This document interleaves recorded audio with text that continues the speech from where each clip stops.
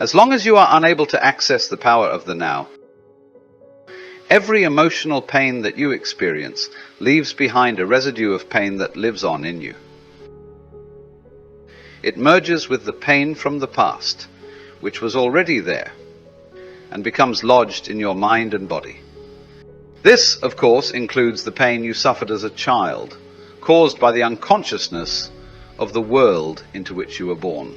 This accumulated pain is a negative energy field that occupies your body and mind. If you look on it as an invisible entity in its own right, you are getting quite close to the truth.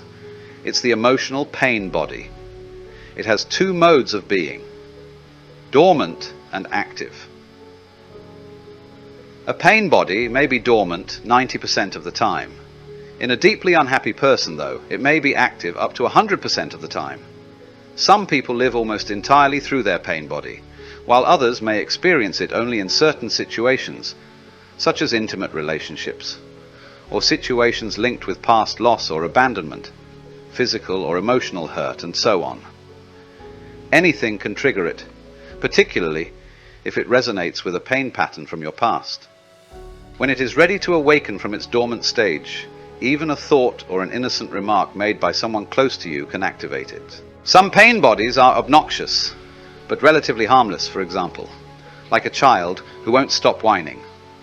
Others are vicious and destructive monsters, true demons. Some are physically violent. Many more are emotionally violent. Some will attack people around you or close to you, while others may attack you, their host. Thoughts and feelings you have about your life then become deeply negative and self-destructive. Illnesses and accidents are often created in this way. Some pain bodies drive their hosts to suicide.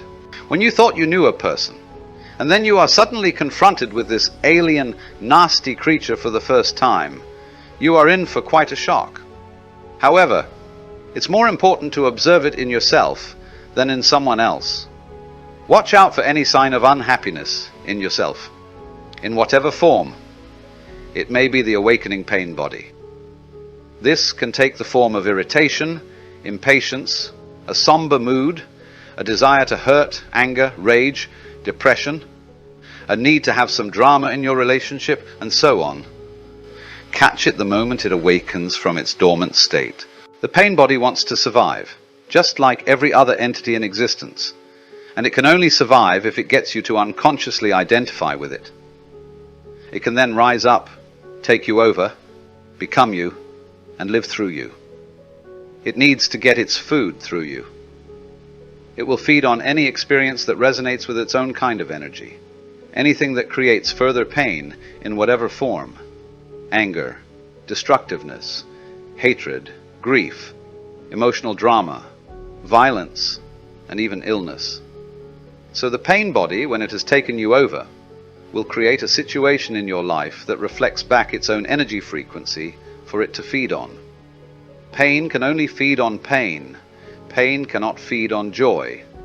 It finds it quite indigestible. Once the pain body has taken you over, you want more pain. You become a victim or a perpetrator. You want to inflict pain, or you want to suffer pain, or both. There isn't really much difference between the two. You are not conscious of this, of course, and will vehemently claim that you do not want pain. But look closely, and you will find that your thinking and behavior are designed to keep the pain going, for yourself and others. If you were truly conscious of it, the pattern would dissolve. For to want more pain is insanity, and nobody is consciously insane. The pain body, which is the dark shadow cast by the ego, is actually afraid of the light of your consciousness. It is afraid of being found out. Its survival depends on your unconscious identification with it, as well as on your unconscious fear of facing the pain that lives in you. But if you don't face it, if you don't bring the light of your consciousness into the pain, you will be forced to relive it again and again. The pain body may seem to you like a dangerous monster that you cannot bear to look at, but I assure you that it is an insubstantial phantom that cannot prevail against the power of your presence. Some spiritual teachings state that all pain is ultimately an illusion, and this is true. The question is it true for you? A mere belief doesn't make it true. Do you want to experience pain for the rest of your life and keep saying that it is an illusion? Does that free you from the pain? What we are concerned with here is how you can realize this truth. That is, make it real in your own experience. So the pain body doesn't want you to observe it directly and see it for what it is. The moment you observe it, feel its energy field within you, and take your attention into it, the identification is broken. A higher dimension of consciousness has come in. I call it presence. You are now the witness or the watcher of the pain body. This means that it cannot use you anymore by pretending to be you, and it can no longer replenish itself through you. You have found your own innermost strength. You have accessed the power of now. What happens to the pain body when we become conscious enough to break our identification with it? Unconsciousness creates it. Consciousness transmutes it into itself. St. Paul expressed this universal principle beautifully. Everything is shown up by being exposed to the light. And whatever is exposed to the light itself becomes light. Just as you cannot fight the darkness, you cannot fight the pain body. Trying to do so would create inner conflict and thus further pain. Watching it is enough. Watching it implies accepting it as part of what is at that moment. The pain body consists of trapped life energy that has split off from your total energy field and has temporarily become autonomous through the unnatural process of mind identification. It has turned in on itself and become anti-life, like an animal trying to devour its own tail. Why do you think our civilization has become so life-destructive? But even the life-destructive forces are still life energy. When you start to disidentify and become the watcher, the pain body will continue to operate for a while and will try to trick you into identifying with it again. Although you are no longer energizing it through your identification, it has a certain momentum, just like a spinning wheel that will keep turning for a while even when it is no longer being propelled. At this stage, it may also create physical aches and pains in different parts of the body, but they won't last. Stay present, stay conscious. Be the ever-alert guardian of your inner space. You need to be present enough to be able to watch the pain body directly and feel its energy. It then cannot control your thinking.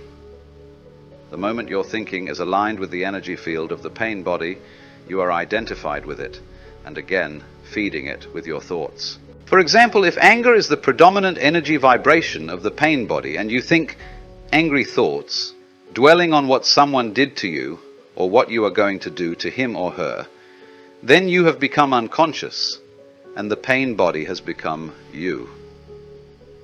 Where there is anger, there is always pain underneath. Or when a dark mood comes upon you and you start getting into a negative mind pattern and thinking how dreadful your life is.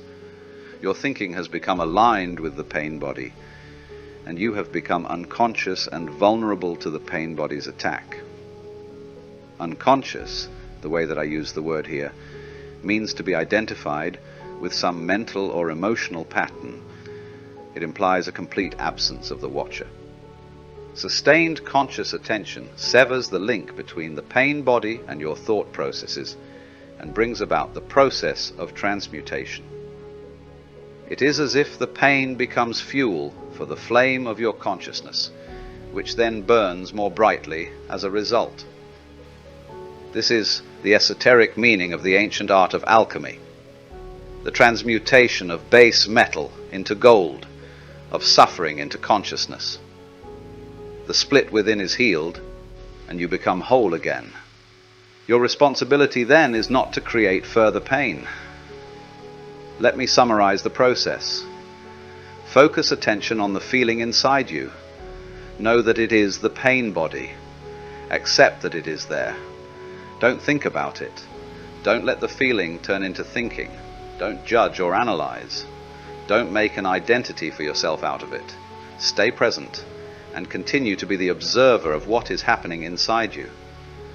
Become aware not only of the emotional pain, but also of the one who observes, the silent watcher.